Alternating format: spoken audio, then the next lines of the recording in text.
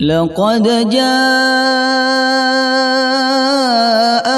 رسول من أنفسكم عزيز عليه ما عنتم حريص عليكم بالمؤمنين رؤوف رحيم. Bapak Ibu jemaah sekalian, Assalamualaikum warahmatullahi wabarakatuh.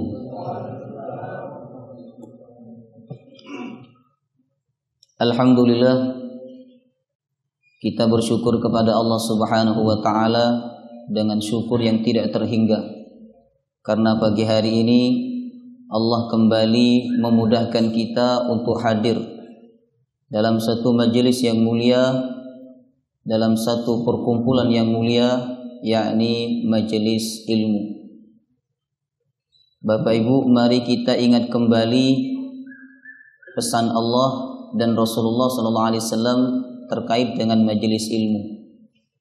Allah berfirman, yarfa'illahu alladhina amanu minkum walladhina utul ilma darajat. Allah akan mengangkat derajatnya orang-orang beriman dan berilmu. Kemudian Rasulullah SAW bersabda, "May yuridillahu bihi khairan yufaqihu fiddin."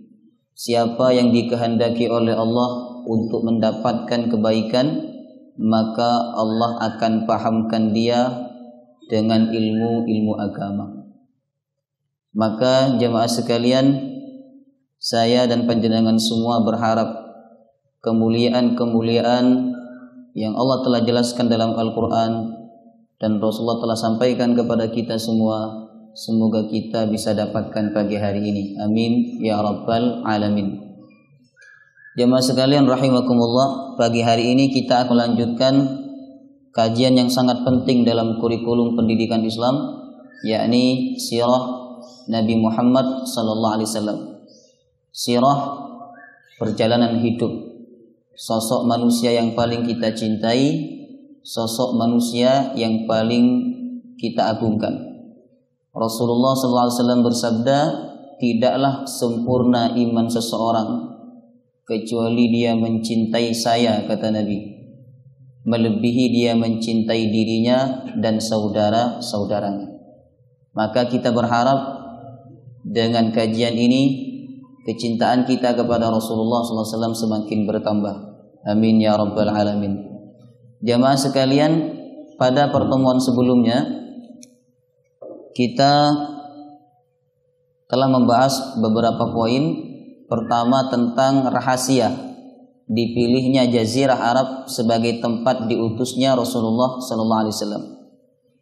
Kemudian yang kedua, kita juga membahas tentang nasab Rasulullah yang sangat mulia dan hikmah kenapa Nabi diangkat oleh Allah dari nasab yang mulia.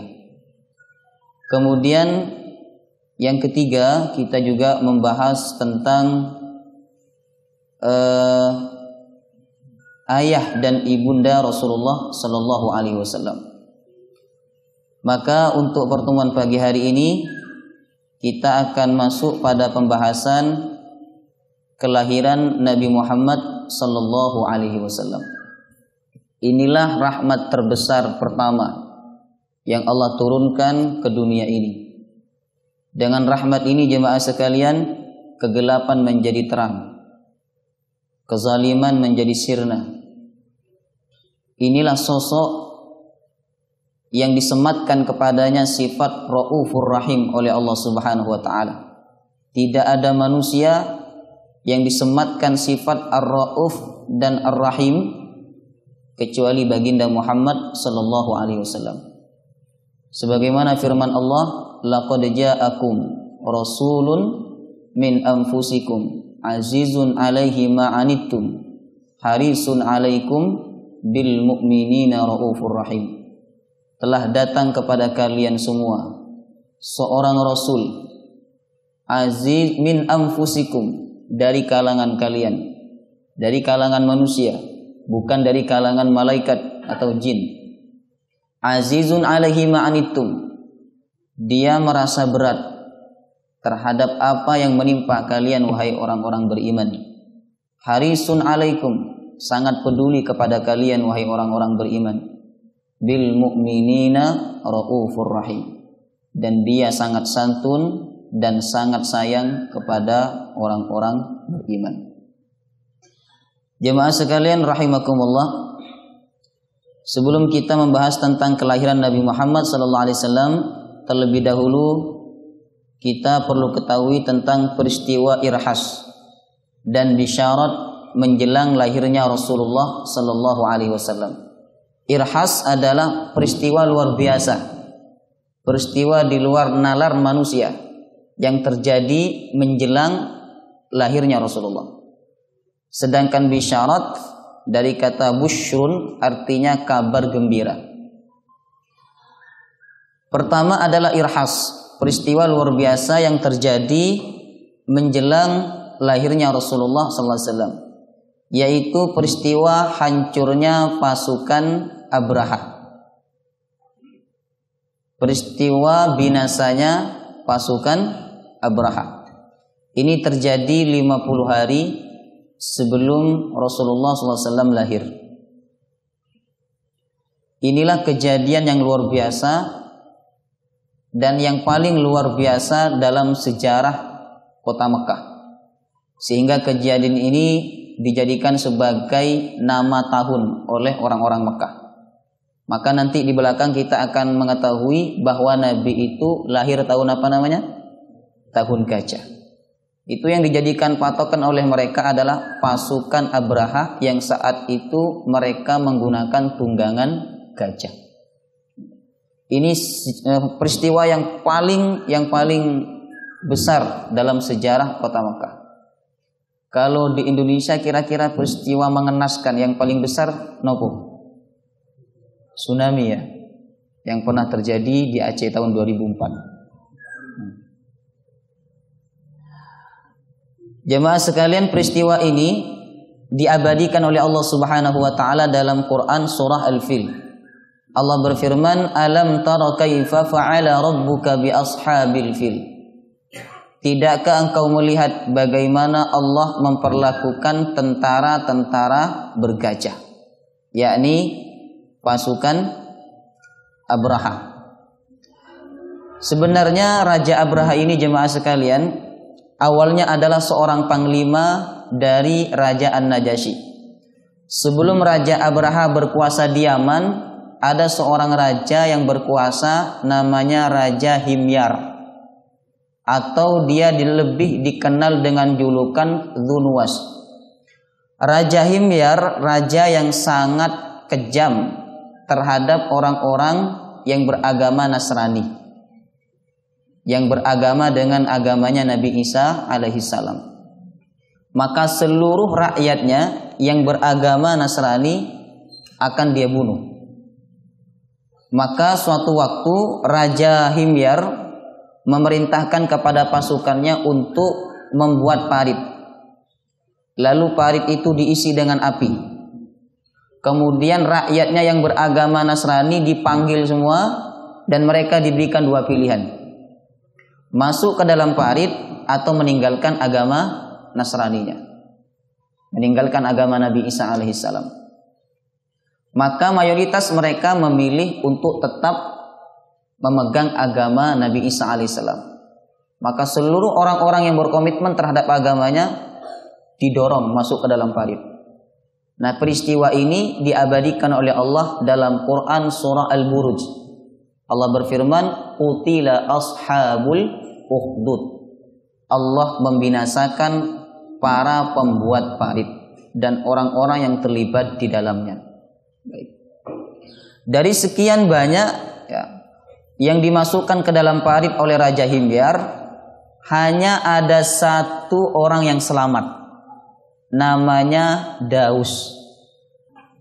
Dialah satu-satunya orang yang selamat dan berhasil melarikan diri. Kemudian Daus mengirim surat kepada Raja An-Najasyi supaya Raja An-Najasyi memerangi Raja Himyar yang telah berlaku zalim kepada umat beragama Nabi Isa alaihi salam. Maka ringkas ceritanya, Raja An-Najasyi mengirim dua panglima besarnya. Pertama, nama panglimanya adalah Ariyad. Yang kedua, nama panglimanya adalah Abraha. Nah, ini kita sudah masuk kepada Abraha. Dua panglima ini masing-masing membawa pasukan jemaah sekalian. Mereka menyerang negeri Yaman, dan dua panglima Raja An-Najasyi, yakni Ariyad dan Abraha, berhasil membunuh Raja Himyar. Sehingga kekuasaan di Yaman saat itu berada di tangan dua panglima tadi. Siapa namanya? Ariyad dan Abraha. Dalam satu negeri, kalau ada dua penguasa, ini tidak bisa, ya. Pasti akan ada konflik besar. Satu penguasa saja banyak yang kacau, apalagi dua. Kenapa wanita itu tidak boleh bersuami lebih dari satu? Itu alasannya. Karena kalau dalam rumah tangga itu ada dua pemimpin, kacau. Baik, kemudian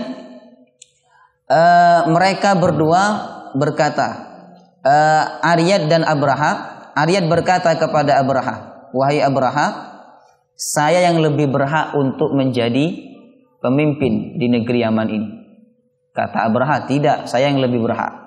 Mereka saling mengaku bahwa dirinya yang paling berhak. Kemudian Raja Abraha berkata, kalau begitu bagaimana kalau kita tarung? Kita tarung, duel. Siapa yang menang, itulah yang akan menjadi penguasa di negeri Yaman. Maka Ariyad dan Abraha ini bertarung jemaah sekalian. Dan yang menang siapa? Abraha tentunya. Abraha berkuasa. Nah, panjang cerita tentang Raja Abraha ini dan diulas secara detail oleh Imam Ibnu Katsir ketika beliau menafsirkan ayat Alam tara kaifa fa'ala rabbuka bi ashabil fil. Kemudian ringkas ceritanya, Raja Abraha membangun sebuah gereja besar. Dan gereja itu dia beri nama dengan Kullais. Namanya apa? Kullais. Kullais dari kata Kolansua. Kolansua artinya Bapak Ibu? Peci. Ya. Kolansua artinya peci. Karena hampir-hampir saja peci jatuh ketika melihat ketinggian bangunan daripada gereja tersebut. Makanya diberi nama Kullais. Kemudian tujuan Raja Abraha membangun gereja Kullais itu adalah untuk mengalihkan pusat perkumpulan yang ada di negeri Mekah ke Yaman. Jadi bagaimana pusat perkumpulan yang ada di Ka'bah itu bisa dialihkan ke negeri Yaman, sehingga perekonomian Yaman itu berkembang pesat. Kemudian rencana ini jemaah sekalian didengar oleh orang Arab yang tinggal di Yaman. Orang Mekah yang tinggal di Yaman. Mereka tidak terima. Maka ada sebagian dari mereka, mohon maaf, yang membakar gereja Kullais. Nah, sebagian bangunan gereja Kullais itu terbakar. Bahkan dalam riwayat yang lain, orang Arab Mekah yang tinggal di Yaman, mohon maaf, mereka membuang kotoran di gereja Kullais. Nah, inilah yang kemudian dijadikan alasan oleh Raja Abraha untuk menghancurkan Ka'bah. Padahal motif utamanya agar pusat perekonomian itu pindah dari Mekah ke Yaman. Tapi celah ini kemudian dijadikan alasan. Jadi memang jemaah sekalian, isu agama itu sangat mudah membuat orang berantakan. Sangat mudah membuat orang berontak. Maka Raja Abraha dia mengajak pasukannya untuk menghancurkan Ka'bah dengan alasan orang Arab Mekah telah berbuat hina terhadap gereja Kullais. Mereka berangkat. Ringkas ceritanya, ketika mereka sampai di Maghmas. Maghmas ini perbatasan antara kota Mekah, ya, perbatasan kota Mekah. Sampai di Maghmas, mereka berusaha untuk mengganggu onta-onta milik orang Mekah. Termasuk saat itu onta milik Abdul Muthalib. Ada 200 onta yang diculik oleh Raja Abraha milik Abdul Muthalib. Tujuannya adalah supaya orang Mekah marah dan melawan Raja Abraha. Kalau mereka melawan pasti kalah. Karena jumlah pasukan Raja Abraha sangat banyak, jemaah sekalian. Kemudian Abdul Muthalib datang menemui Raja Abraha bernegosiasi. Kata Abdul Muthalib, saya datang bukan untuk melawan kalian, tapi saya datang untuk mengambil 200 onta yang diculik oleh kalian. Raja Abraha terheran-heran. Ini ada orang mau diserang tempat ibadahnya, malah datang ke sini bukan membela tempat ibadahnya, tapi membela ontanya. Jemaah sekalian. Maka Raja Abraha bertanya, kami ingin menyerang Ka'bahmu, tempat ibadahmu. Kenapa kamu datang tidak membela Ka'bah? Justru kamu datang membela onta-onta yang kami curi dari kamu. Kemudian Abdul Muthalib berkata, onta itu milik saya, maka saya yang bertanggung jawab. Sedangkan Ka'bah milik siapa? Allah, maka Allah yang akan bertanggung jawab. Silakan kalian hancurkan Ka'bah, kata Abdul Muthalib. Allah yang akan menjaga Ka'bah. Maka 200 onta jemaah sekalian dikembalikan oleh Raja Abraha kepada Abdul Muthalib. Abdul Muthalib pulang ke negeri Mekah. Lalu Abdul Muthalib mengumumkan, wahai penduduk Mekah, sebentar lagi akan ada pasukan besar yang menyerang kota Mekah. Mari kita bersembunyi dan mari kita berlindung. Maka Abdul Muthalib mengerahkan mereka ke sebuah bukit. Baik, ringkas ceritanya jemaah sekalian, Raja Abraha mulai mengerahkan pasukannya untuk menuju negeri Mekah, kota Mekah. Saat ingin masuk kota Mekah jemaah sekalian, saat ingin masuk kota Mekah, ternyata gajah-gajah yang ditunggangi oleh mereka itu tidak mau berjalan. Subhanallah ya. Jadi gajahnya duduk tidak mau berdiri dan tidak mau berjalan. Tapi ketika dialihkan ke selain kota Mekah, gajah itu kemudian berdiri dan berjalan dengan cepat. Ini kuasa Allah Subhanahu wa taala. Makanya mereka dikatakan oleh Allah sebagai ashabul fil, tentara-tentara bergajah. Dan gajah yang paling besar diberi nama dengan nama Mahmud. Itu gajah yang paling besar. Ada nama Mahmud di sini. Gajah yang paling besar namanya Mahmud. Dan memang kebiasaan orang-orang Arab itu dulu ya, mereka memberikan nama terhadap kendaraannya. Nah, kuda Nabi juga Sallallahu Alaihi Wasallam juga memberikan nama terhadap kudanya. Ya. Jadi masing-masing dari kuda Rasulullah itu ada namanya. Karena dulu kendaraan tidak ada namanya jemaah sekalian. Namanya umum, kuda, unta. Kalau sekarang kuda sudah banyak namanya. Ada kuda Mitsubishi, ada kuda Avanza dan seterusnya. Baik. Kemudian ketika unta itu tidak mau berjalan saat diarahkan ke kota Mekah, mereka berusaha untuk memukul unta, mohon maaf bukan unta, ya. Gajah, mohon maaf. Mereka berusaha untuk memukul gajahnya, dipukul oleh mereka, dipukul tapi gajah tetap tidak mau berjalan. Lalu tiba-tiba Allah Subhanahu wa taala mengirimkan tayran ababil di ayat yang ketiga ini. Wa arsala alaihim tayran ababil, dan Allah mengirimkan kepada mereka tayran ababil. Burung apa namanya? Bukan burung ababil. Ababil itu artinya adalah burung yang datang berkelompok-kelompok. Satu kloter datang. Itu namanya tayran ababil. Jadi burung itu sampai saat ini tidak ada yang tahu apa nama burung yang datang menyerang Raja Abraha dan tentaranya. Tapi dalam buku-buku sejarah dikatakan bahwa nama burung itu adalah burung ababil. Ya. Padahal yang dimaksud ababil itu artinya berkelompok. Baik. Ya, burungnya kecil berwarna hitam jemaah sekalian. Kecil berwarna hitam. Nah, masing-masing burung itu jemaah sekalian membawa 3 batu. 1 di mulut dan 2 di kaki. Ya, ukuran batunya seperti kacang. Kecil, sangat kecil. Ya.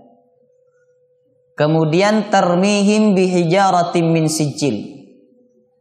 Burung-burung itu menjatuhkan batunya kepada Raja Abraha dan tentaranya. Ya. Kepada Raja Abraha dan tentaranya, faja'alahum ka'asfim ma'kul. Sehingga mereka menjadi seperti daun yang dimakan ulat. Sangat mudah bagi Allah untuk menghancurkan hambanya, sangat mudah. Ya, Allah belum lagi menggerakkan buminya. Allah belum lagi menggerakkan angin, menggerakkan lautan. Allah kirimkan burung-burung kecil berwarna hitam, ya, kemudian menjatuhkan batu kecil seperti kacang, sehingga mereka seperti daun yang dimakan ulat. Sangat mudah bagi Allah. Nah, saat ini Allah kirimkan satu penyakit kepada kita jemaah sekalian, yang sangat kecil. Dengan penyakit ini semuanya kacau. Ekonomi kacau, banyak orang yang di-PHK. Ini artinya tidak ada yang berkuasa selain Allah Subhanahu wa taala. La haula wala quwata illa billah. Tidak ada daya dan tidak ada kekuatan kecuali milik Allah Subhanahu wa taala. Itulah kisah tentang hancurnya pasukan Abraha. Sampai-sampai mereka digambarkan ka'asfim ma'kul, seperti daun yang dimakan ulat. Dan ini terjadi 50 hari sebelum lahirnya Rasulullah sallallahu alaihi wasallam. Sehingga Imam Ibnu Katsir berkata, walakin kana hadza min babil irhas wat tawattu'ah lima ba'athi Rasulillah sallallahu alaihi wasallam. Ini termasuk dalam bagian irhas untuk menyambut kedatangan Rasulullah sallallahu alaihi wasallam. Baik, kemudian yang kedua jemaah sekalian adalah peristiwa bisyarat. Bisyarat adalah kabar gembira yang terjadi pada ibunda Rasulullah sallallahu alaihi wasallam. Yaitu Aminah melihat cahaya terang dalam mimpinya yang menyebar sampai ke negeri Syam.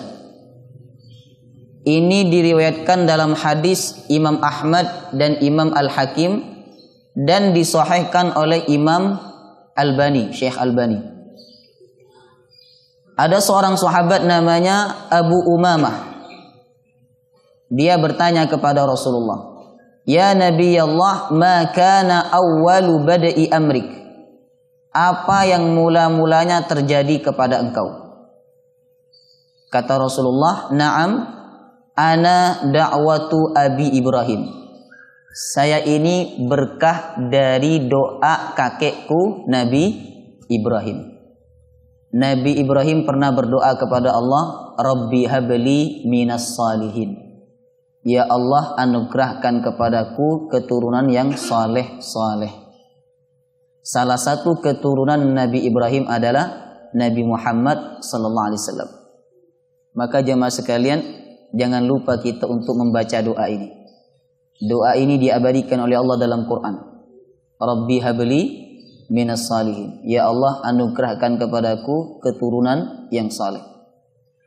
Karena Imam Al-Qurtubi berkata, laisa syai'un aqarru li uyunil mu'min min an yara zaujatahu wa auladahu muti'ina lillah. Tidak ada sesuatu yang menyejukkan matanya orang beriman itu melainkan ketika dia melihat istrinya dan anak-anaknya menjadi orang yang taat kepada Allah dan Rasulnya. Maka dalam satu kesempatan Allah Subhanahu wa taala juga mengajarkan doa kepada kita, Rabbana hablana min azwajina wa dzurriyyatina qurrata a'yun. Ya Allah, anugerahkan kepada hamba istri dan anak qurrata a'yun, yang menyejukkan mata. Dan jemaah sekalian, anak yang saleh kebaikannya tidak hanya kita dapatkan di dunia. Anak yang saleh kebaikannya akan kita rasakan sampai ke akhirat. Rasulullah bersabda, "Idza mata ibnu Adam inqata'a 'amaluhu illa min thalath." Apabila manusia meninggal dunia, maka seluruh amalnya terputus kecuali 3. Di antaranya adalah waladun salih yad'ulah. Anak saleh yang selalu mendoakan orang tuanya. Maka berjuanglah kita sebagai orang tua untuk mencetak anak-anak yang saleh dan salihah. Jaga mereka jangan sampai mereka terbakar oleh api neraka. Allah berfirman, "Ya ayyuhalladzina amanu qu anfusakum wa ahlikum nara." Wahai orang-orang beriman, jagalah diri kalian dan keluarga kalian. Jaga dari apa? Api neraka. Jadi prioritas pertama jemaah sekalian akhirat. Dunia nomor 2. Tapi sekarang terbalik. Banyak orang yang menjaga anaknya dari kemiskinan, dari ini dan tapi mereka lalai untuk menjaga anak keturunannya dari api neraka. Maka Rasulullah SAW berkata, "Ana da'watu Abi Ibrahim." Saya ini berkah dari doa kakekku Ibrahim. Wa busyra Isa. Dan saya juga berkah dari busyra Isa.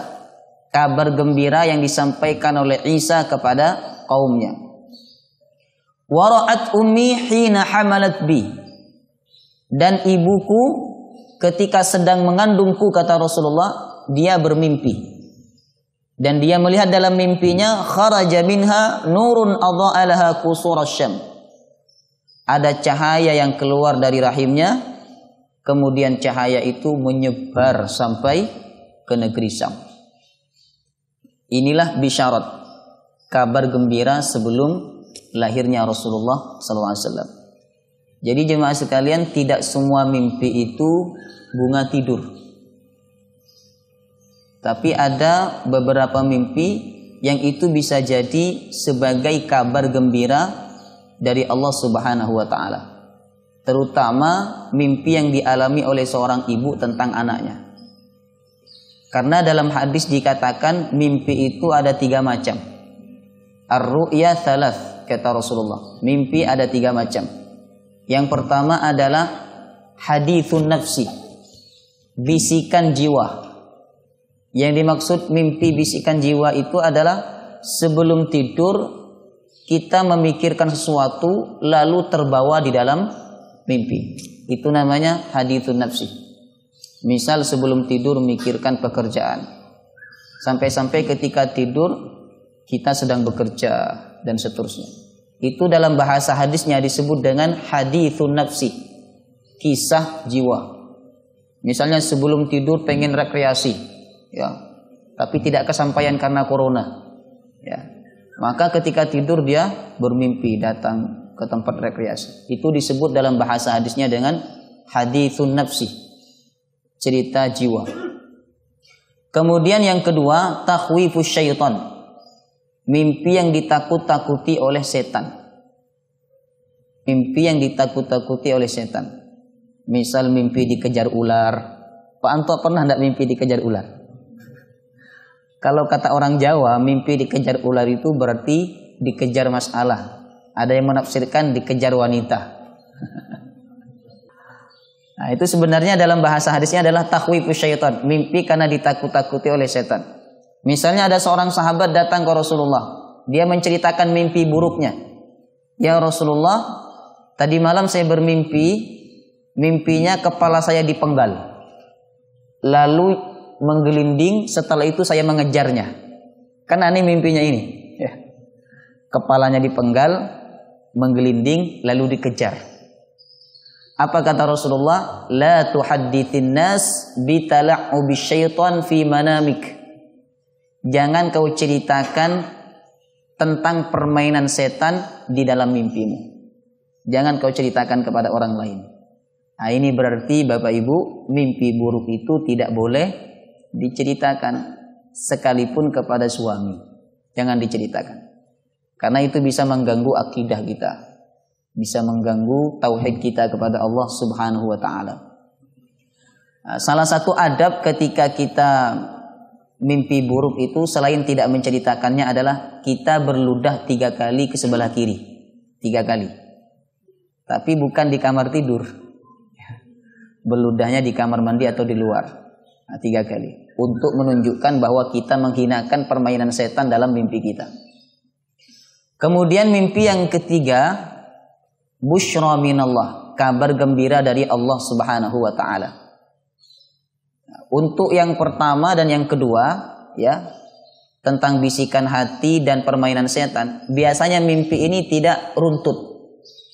Sekarang ada di tempat ini, lalu tiba-tiba ada di tempat lain gitu. Nah, itu tidak runtut. Biasanya ini mimpi yang pertama atau yang kedua. Adapun mimpi yang ketiga, yakni kabar gembira dari Allah Subhanahu wa taala. Inilah mimpi yang terjadi kepada ibunda Nabi Muhammad sallallahu alaihi wasallam sebelum beliau melahirkan Rasulullah. Yakni beliau bermimpi ada cahaya yang keluar dari rahimnya, kemudian cahaya itu menyebar sampai ke negeri Syam. Baik, demikian peristiwa irhas dan bisyarat menjelang lahirnya Rasulullah sallallahu alaihi wasallam. Kemudian ketika kandungan berumur 9 bulan, maka pada hari Senin menjelang fajar, Nabi sallallahu alaihi wasallam lahir pada hari Senin. Ini hadisnya sahih. Karena ketika Rasulullah ditanya tentang puasa hari Senin, beliau menjawab, "Dzaka yaumun wulidtu fihi." Itu hari saya dilahirkan pada hari tersebut. Makanya kita sunnah puasa hari Senin, itu salah satunya adalah untuk mensyukuri hari kelahiran Rasulullah SAW. Adapun puasa pada hari kelahiran kita sendiri itu tidak disunnahkan, tidak dianjurkan. Karena tidak ada tuntunan dari Rasulullah dan para sahabatnya. Rasulullah lahir hari Senin menjelang fajar. Saat itu Aminah dengan ditemani oleh pembantunya. Nama pembantunya adalah Ummu Aiman. Ummu Aiman ini jemaah sekalian, inilah nanti yang menggantikan ibunda Rasulullah setelah ibundanya wafat. Setelah Aminah binti Wahab wafat, maka yang menggantikan nanti untuk mengasuh Nabi Muhammad adalah Ummu Aiman. Makanya Nabi Muhammad SAW mengatakan Ummu Aiman itu adalah ummi ba'da ummi. Ibuku setelah ibuku, kata Rasulullah. Disebutkan dalam beberapa riwayat bahwa bidan yang membantu Aminah melahirkan adalah Asy-Syifa binti Amr. Asy-Syifa binti Amr. Ini disebutkan dalam kitab Dalilun Nubuwah yang ditulis oleh Imam Al-Asfahani. Dengan izin Allah, Aminah melahirkan Nabi Muhammad secara normal dan mudah. Ini tentang kelahiran Nabi Muhammad sallallahu alaihi wasallam. Kemudian masa kelahiran Nabi Muhammad. Berbeda-beda riwayat tentang masa kelahiran Nabi Muhammad. Riwayat yang paling masyhur adalah beliau lahir pada tahun Gajah. 50 hari sebelum Rasulullah SAW lahir terjadi peristiwa hancurnya Raja Abraha. Sebagaimana yang kita bahas sebelumnya tadi. Kemudian mengenai bulan kelahiran Nabi Muhammad, yang paling masyhur adalah bulan Rabiul Awal. Ada yang bertanya begini jemaah sekalian, kenapa Nabi itu lahirnya bulan Rabiul Awal? Tidak lahir di bulan-bulan yang mulia. Bulan yang mulia itu ada berapa? Ada 4. Yang pertama Rajab. Yang kedua Zulqa'dah, Dzulhijjah, Muharram. Ada 4. Ada yang bertanya kenapa Nabi SAW tidak dilahirkan pada bulan yang mulia? Nah, padahal beliau adalah Nabi yang mulia. Kok tidak lahir di bulan Rajab, di bulan Zulqa'dah, Dzulhijjah, atau bulan Muharram? Baik. Pertama adalah karena kemuliaan Rasulullah itu tidak bergantung pada bulan. Artinya tanpa Nabi dilahirkan pada bulan yang mulia, beliau sudah menjadi orang yang mulia. Yang kedua, kenapa Nabi tidak dilahirkan di salah satu 4 bulan yang mulia? Baik. Pertanyaan ini sama seperti begini jemaah sekalian. Kenapa puasa 30 hari yang wajib itu di bulan Ramadan? Kok tidak di bulan Sya'ban?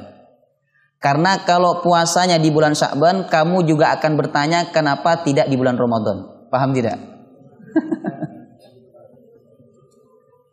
Kalau ada orang bertanya seperti itu, jawab demikian.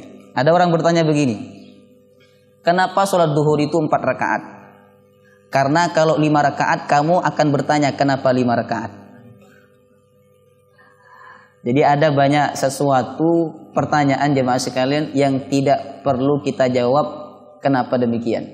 Dan tidak perlu kita bertanya kenapa demikian. Nah, misalnya pemain bola itu ada berapa jumlahnya? Ada 11. Kenapa 11? Ya kan? Jadi ada banyak sesuatu yang tidak perlu kita cari alasannya. Kenapa kita sholat harus menghadap kiblat, ya. Kemudian ketika kita berada di Mekah harus posisi kita ada di hadapan Ka'bah. Itu sesuatu yang tidak perlu kita tanyakan dan tidak perlu kita cari alasannya. Kita cukup sami'na wa ata'na. Kita mendengarkan dan kita taati. Rasulullah SAW lahir pada hari Senin 12 Rabiul Awal tahun 571 Masehi. Berarti jarak Nabi Muhammad dengan Nabi Isa itu berapa tahun? 571 tahun. Sangat panjang. Ya, berapa abad ini? Hampir 6 abad. 571 tahun. Adapun nabi-nabi sebelumnya, ya, misalnya jarak antara Nabi Ibrahim dengan Nabi Lut itu tidak lama jemaah sekalian. Ketika Nabi Ibrahim meninggal dunia, setelah itu Allah angkat Nabi Lut. Setelah Nabi Lut meninggal dunia, Allah angkat Nabi Ismail. Setelah Nabi Ismail meninggal dunia, Allah angkat Nabi Ishak dan seterusnya. Adapun jarak antara Nabi Isa dan Nabi Muhammad ini jaraknya sangat jauh. 571 tahun. Nah, sehingga selama 571 tahun itu ada masa kekosongan wahyu. Saya tidak akan mengadab sehingga satu kaum itu diutus seorang rasul. Inilah yang dijadikan dalil oleh ulama bahwa orang yang hidup pada masa fatrah, masa kekosongan wahyu, tidak diazab oleh Allah Subhanahu wa taala. Baik. Beliau lahir dalam keadaan yatim karena ayahnya wafat ketika Aminah mengandung Nabi Muhammad sallallahu alaihi wasallam. Demikian tentang masa kelahiran Nabi Muhammad sallallahu alaihi wasallam. Kemudian tanda kenabian pada saat kelahiran Nabi Muhammad. Sebenarnya Rasulullah tidak butuh ini jemaah sekalian. Tapi ini memang benar-benar terjadi. Dikatakan dalam kitab Dalailun Nubuwah dari Makhzum bin Hani Al-Makhzumi yang dikutip oleh Al-Asfahani.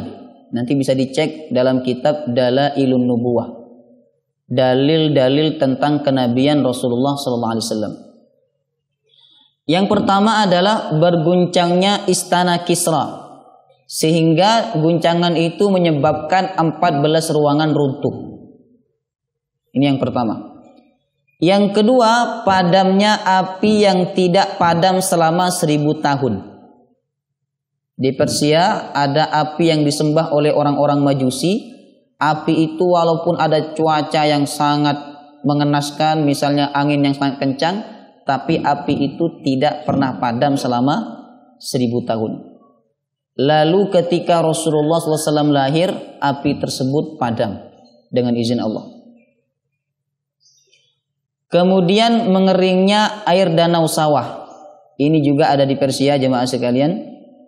Air danau walaupun musim kemarau, walaupun musim panas panjang, air danau ini tidak pernah kering. Tapi ketika Rasulullah lahir, air danau sawah tersebut kering. Kemudian Al-Mubizan. Al-Mubizan kalau dulu tangan kanannya raja. Ya, bisa dikatakan sebagai ahli sihirnya raja. Dia bermimpi melihat unta-unta bermuatan berat menuntun kuda-kuda bagus yang menyebar ke seluruh negeri. Kemudian mimpi itu ditafsirkan akan lahirnya seorang nabi terakhir yang menyebarkan agama ke seluruh penjuru negeri. Kemudian yang kelima adalah hancurnya berhala besar yang ada di dekat Ka'bah. Kemudian yang keenam, munculnya bintang besar. Bintang besar itu oleh orang-orang Yahudi dinamakan dengan bintang Ahmad. Kemudian yang terakhir, cahaya memenuhi rumah Aminah. Nah, tanda-tanda kenabian ini saya kutip dari kitab Dalailun Nubuwah. Adapun penjelasan-penjelasan aneh tentang Rasulullah lahir dalam keadaan sujud, Nabi lahir dalam keadaan membaca tasbih, Nabi lahir dalam keadaan membaca takbir, itu merupakan riwayat-riwayat yang lemah, bahkan bisa dikatakan riwayat yang batil. Kemudian kabar gembira untuk kakek dan pamannya. Setelah kelahiran Nabi Muhammad SAW, Aminah mengutus seseorang untuk menyampaikan berita gembira ini kepada Abdul Muthalib, yang ketika itu sedang tawaf. Maka dengan segera Abdul Muthalib mengunjungi cucunya tersebut. Abdul Muthalib sedang tawaf, lalu ada utusan Aminah mengabarkan bahwa cucunya yang ditunggu-tunggu sudah lahir. Adapun paman Nabi yang bernama Abu Lahab. Abu Lahab ini nama aslinya adalah Abdul Uzza. Namun orang-orang Mekah memanggilnya dengan panggilan Abu Lahab. Abu artinya bapak, Lahab cahaya. Bapak yang bercahaya karena sangat tampan. Sangat tampan jemaah sekalian. Tampan, kaya, keturunan orang terhormat. Sangat tampan. Banyak wanita-wanita yang menginginkan Abu Lahab sebagai suaminya. Tapi ketampanan itu kemudian menjadi sebuah kebinasaan, karena nanti ketika 40 tahun kemudian Abu Lahab menjadi orang pertama yang mengingkari dakwah Rasulullah SAW. Sehingga Abu Lahab dikecam oleh Allah dalam Quran surah Al-Lahab. Tabbat yada Abi Lahabi wa tab. Binasa Abu Lahab, dan dia benar-benar binasa. Abu Lahab mendengar berita kelahiran Nabi dari budaknya yang bernama Suwaibah. Dia gembira dengan kabar tersebut sehingga memerdekakan Suwaibah. Lantaran itu Abu Lahab diberikan keringanan azab berupa air minum setiap hari Senin. Jadi dari jarinya, jari jempolnya sama jari telunjuknya ada air yang keluar dan bisa dia minum setiap hari Senin. Ini riwayatnya sahih, bukan dongeng ini jemaah sekalian. Ini ada dalam riwayat Imam Al-Bukhari. Bukankah Allah berfirman bahwa orang kafir itu akan diazab dengan azab yang pedih, Ustaz? Apakah tidak bertentangan dengan firman tersebut? Nah, tidak jemaah sekalian, ini pengecualian. Nah, pengecualian. Sama seperti Abu Talib, paman Rasulullah. Kata Nabi, orang yang paling diringankan azabnya pada hari kiamat itu siapa? Abu Talib. Nah, seringan-ringannya azab kata Rasulullah, dia memakai sandal terbuat dari api neraka, lalu panasnya sandal itu masuk ke dalam tubuhnya dan keluar melalui celah-celah tubuhnya. Itu azab yang paling ringan. Bagaimana azab yang paling berat jemaah sekalian? Maka di akhir doa sapu jagat itu kita memohon kepada Allah, wa qina adzabannar. Ya Allah, selamatkan kami dari azab neraka. Ini tidak bertentangan dengan firman Allah, karena ini sebuah pengecualian dari Rasulullah SAW. Hikmah terkait pembahasan kelahiran Nabi Muhammad SAW. Yang pertama, Nabi dilahirkan dalam keadaan yatim, agar musuh Islam tidak mendapat jalan untuk menuduh bahwa Muhammad telah meneguk susu dakwah dan bimbingan sejak kecil dari orang tuanya. Maka Allah lahirkan dalam keadaan yatim. Bahkan nanti ketika Nabi berumur 6 tahun, ibundanya meninggal dunia. Dan dikatakan nanti jemaah sekalian di bagian berikutnya bahwa Nabi masa kecilnya dihabiskan bukan bersama ibunya, tapi bersama Halimah, ya, di kampung namanya Bani Sa'ad. 4 tahun di kampung Bani Sa'ad, lalu ketika berumur 4 tahun Nabi dikembalikan oleh Halimah.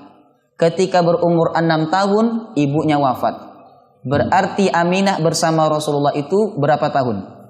2 tahun. Itu ada hikmah jemaah sekalian, agar musuh-musuh Islam tidak mendapatkan jalan untuk menuduh bahwa Muhammad telah meneguk susu dakwah dari orang tuanya. Kemudian yang kedua, gembira dengan kelahiran Nabi Muhammad merupakan kebaikan. Sebagaimana Abu Lahab yang kafir mendapatkan keringanan azab lantaran tersebut. Tapi cara gembira kita harus mengikuti sunnah Rasulullah. Di antaranya adalah puasa pada hari Senin. Itulah cara gembira yang berpahala. Baik, kita lanjutkan.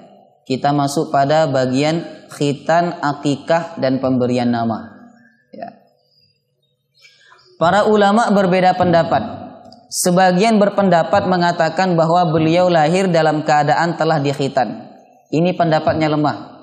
Bahkan sebagian ulama mengatakan ini pendapat yang batil. Ada yang mengatakan kakeknya sendiri yang mengkhitan pada hari ke-7. Nah, dari hari ke-7 kelahirannya, dan ini riwayat yang lebih kuat jemaah sekalian. Jadi orang-orang Arab itu bayinya lahir di hari ke-7 mereka langsung mengkhitan. Nah, beda dengan orang Indonesia. Biasanya dia khitan ketika sudah berumur SD, SMP. Yang lebih parah lagi ada yang khitan umur 80 tahun karena baru masuk Islam. Kemudian sekaligus pada hari ke-7 dari kelahirannya, Abdul Muttalib menyembelih beberapa ekor binatang dan menjamu karib dan sahabat-sahabatnya. Lalu Abdul Muttalib memberi nama dengan nama Muhammad. Ditanya oleh mereka, kenapa diberi nama Muhammad? Abdul Muttalib menjawab, aku berharap ia terpuji berkali-kali di langit dan di bumi. Dan harapan Abdul Muttalib itu terjadi sampai saat ini jemaah sekalian. Di dalam sholat kita menyebut nama Rasulullah SAW. Allah berfirman, wa rafa'na laka dzikrak. Kami akan angkat namamu Muhammad.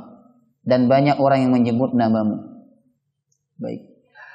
Itulah riwayat tentang khitan, akikah, dan pemberian nama. Kemudian riwayat terkait nama Muhammad. Sebelum Nabi Muhammad ada 3 orang yang bernama Muhammad. Penamaan tersebut karena mereka memperoleh informasi tentang akan datangnya Nabi yang bernama Muhammad. Maka mereka berlomba-lomba menamai bayinya dengan nama Muhammad. Pertanyaannya adalah, dari siapa nama Muhammad itu? Inilah beberapa pendapat jemaah sekalian. Pertama, nama itu murni dari Abdul Muttalib. Kemudian yang kedua, dari ibunya. Yang ketiga, nama itu sebenarnya sudah ada di dalam kitab-kitab sebelumnya. Seperti kitab Injil, kitab Taurat. Nah, sehingga dalam satu riwayat dikatakan Abdul Muttalib mendapatkan nama itu dari ahlul kitab. Ketika beliau berdagang ke negeri Syam, lalu beliau singgah di Busra. Di Busra itu banyak pendeta, ya.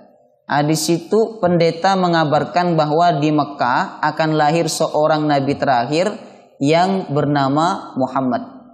Maka Abdul Muttalib berkata, kalau cucu saya lahir nanti saya akan namakan dengan nama Muhammad. Baik. Itu perbedaan riwayat dari siapa nama Muhammad itu sebenarnya. Nah, sekarang coba kita perhatikan nama-nama yang berkaitan erat dengan Nabi Muhammad. Perhatikan jemaah sekalian. Nama ayahnya siapa? Nama ayahnya Abdullah. Abdullah artinya sosok pengabdi kepada Allah. Berbeda dengan nama saudaranya. Nama saudaranya adalah Abdul Uzzah, hamba berhala Al-Uzzah. Sedangkan nama ayahnya Nabi Muhammad adalah Abdullah, sosok pengabdi kepada Allah. Kemudian nama ibunya Aminah, artinya yang selalu merasa aman dan memberi rasa aman. Amin, aman artinya. Kemudian yang keempat, Abdul Muttalib. Nama aslinya adalah Syaibah Al-Hamad. Nama aslinya adalah Syaibah Al-Hamad. Nanti di bagian berikutnya kita akan bercerita lebih panjang tentang Abdul Muthalib, terutama ketika Rasulullah diasuh oleh Abdul Muthalib. Syaibah Al-Hamad artinya adalah orang tua yang terpuji. Kemudian bidannya bernama Asy-Syafa atau Asy-Syifa dalam suatu riwayat. Apa artinya Asy-Syifa? Sehat. Ada firman Allah, wa nunazzilu minal qur'ani ma huwa syifa.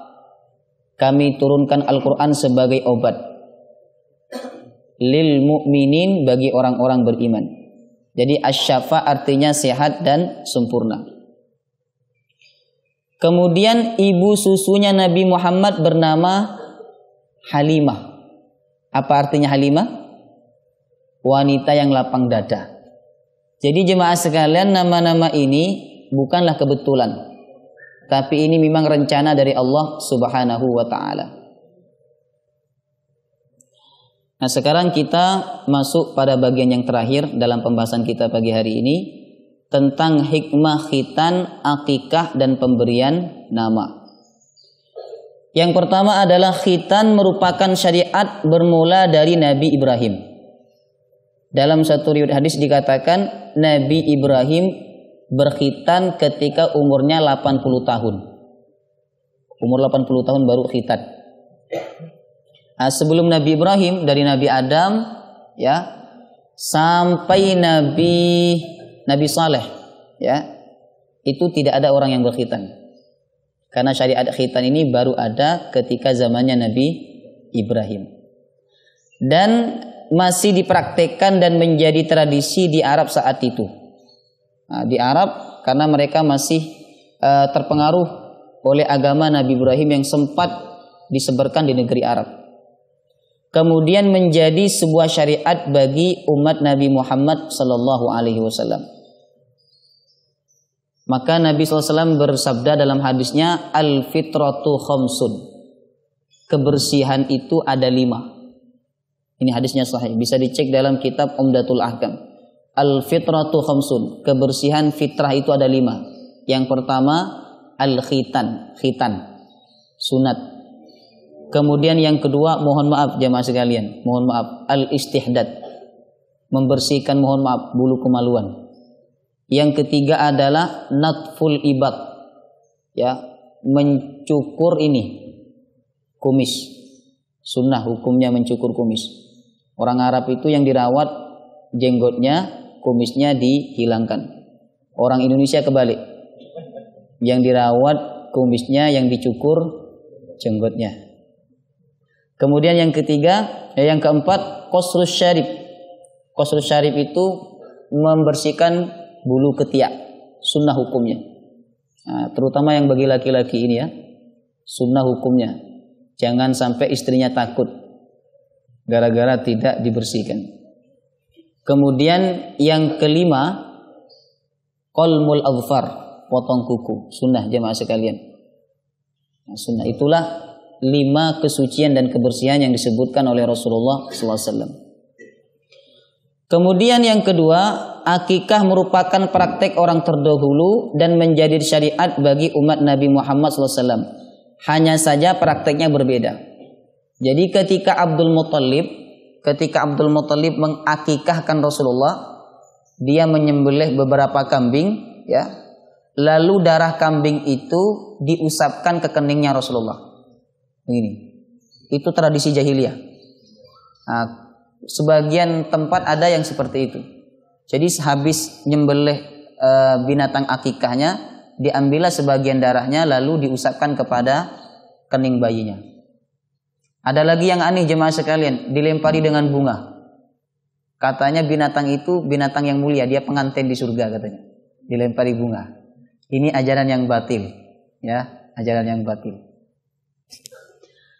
Kemudian jika ditelusuri lebih detail, nama Muhammad bukanlah inspirasi dan buatan manusia, melainkan nama yang langsung dibuat oleh Allah. Bahkan dikatakan Muhammad merupakan nama pertama yang diciptakan bagi manusia.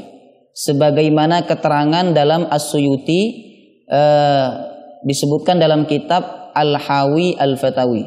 Ini yang ditulis oleh Imam As-Suyuti. Karena dalam satu hadis Nabi bersabda, kuntu nabiyan wa Adam bainar ruh wal jasad. Saya ini sudah menjadi nabi ketika Adam itu masih di antara ruh dan jasad. Ini hadisnya sahih. Maka dari hadis ini Imam As-Suyuti mengambil kesimpulan bahwa nama Muhammad itu bukanlah inspirasi dari manusia, tapi itu memang yang sudah direncanakan oleh Allah Subhanahu wa taala. Wallahu taala a'lam bissawab. Demikian kisah tentang kelahiran dan khitan, akikah serta pemberian nama untuk Rasulullah sallallahu alaihi wasallam. Insyaallah pada pertemuan yang akan berikutnya, pertemuan berikutnya kita akan membahas tentang Rasulullah sallallahu alaihi wasallam bersama Halimatus Sa'diyah selama 4 tahun. Jemaah sekalian, sebelum ditutup, mungkin dari Bapak Ibu ada pertanyaan, dipersilakan. Baik, ada pertanyaan bahwa kenapa nasab dari sisi Aminah itu tidak diceritakan? Karena memang jemaah sekalian, tradisi jahiliyah sampai saat ini masih yang diprioritaskan itu dari sisi laki-laki, dari sisi ayah memang. Maka yang banyak diceritakan adalah nasab dari ayahnya Rasulullah SAW. Adapun nasab dari ibunya itu banyak tidak diungkap memang dalam kitab-kitab sejarah. Ibnu Hisham, Ibnu Ishaq, kemudian Imam Ibnu Katsir juga tidak banyak mengungkap, bahkan bisa dikatakan mereka hanya mengungkap tentang nasab tentang Siti Aminah itu sendiri. Ya. Bahkan ada satu kitab jemaah sekalian namanya Ummun Nabi, ibunya para nabi, yang ditulis oleh Bintu Syati. Nama aslinya adalah Aisyah binti Syati, doktor dari Maghribi, Maroko. Itu dalam kitab tersebut tidak diungkap tentang nasab ibunda Rasulullah SAW, tidak diceritakan secara detail. Nah, itu memang tradisi dari dulu sampai saat ini yang diprioritaskan itu dari pihak laki-laki. Nah, demikian. Wallahu taala a'lam. Ada pertanyaan yang lain? Dari ibu-ibu ada pertanyaan? Baik, kalau tidak ada pertanyaan kita tutup sampai di sini. Subhanakallahumma wa bihamdika asyhadu an la ilaha illa anta astaghfiruka wa atubu ilaik. Wassalamualaikum warahmatullahi wabarakatuh.